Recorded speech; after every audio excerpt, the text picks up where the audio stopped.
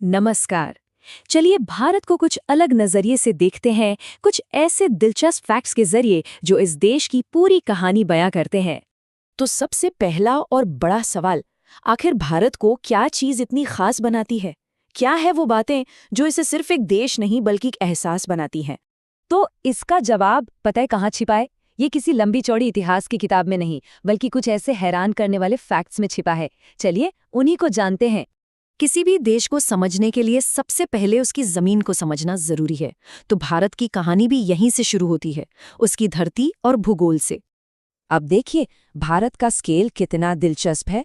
एक तरफ है मुंबई, देश का सबसे बड़ा शहर जहां हर कोने में जिंदगी की हलचल है, और दूसरी तरफ है राजस्थान, क्षेत्रफल के हिसाब से सबसे बड़ा राज्य जिसका फैलाव ही अपने आप में एक कहानी है। और बात अगर पानी की करें तो यहाँ भी दो अलग तस्वीरें हैं। गंगा जो सबसे लंबी नदी है, देश की जीवन रेखा मानी जाती है, और फिर है ब्रह्मपुत्र जो अपनी चौड़ाई और ताकत के लिए जानी जाती है। मतलब नदियों में भी कितनी वैरायटी है।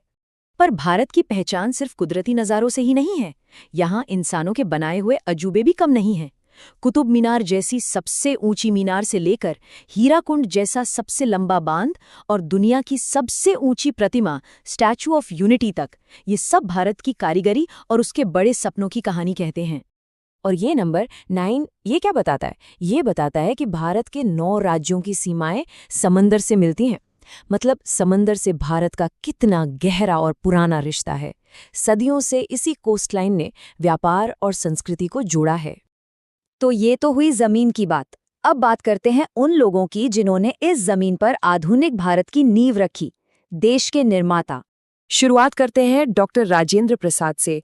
वो आजाद भारत के पहले राष्ट्रपति थे।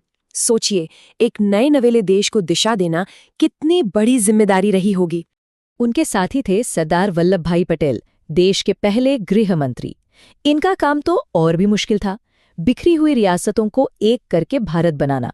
ये उन्हीं की देन है। फिर कुछ दशकों बाद एक नया इतिहास रचा गया। इंदिरा गांधी देश की पहली महिला प्रधानमंत्री बनी। ये एक बहुत बड़ा मील का पत्थर था। और सिर्फ राजनीति ही नहीं, सिविल सर्विसेज में भी महिलाओं ने अपनी जगह बनाई। किरण बेदी, भारत की पहली महिला आईपीएस ऑफिसर, उन्होंने कई महिलाओं के लिए रास्ते खोले। और ये कुछ और मिसालें हैं।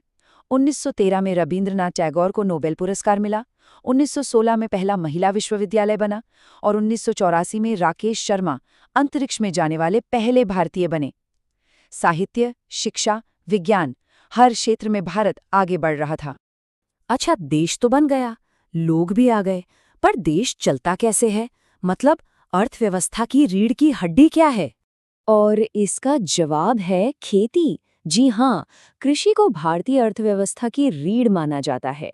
ये सिर्फ एक सेक्टर नहीं है, बल्कि करोड़ों लोगों के लिए रोजी रोटी और जीने का तरीका है। और इसमें भी कमाल की विविधता है।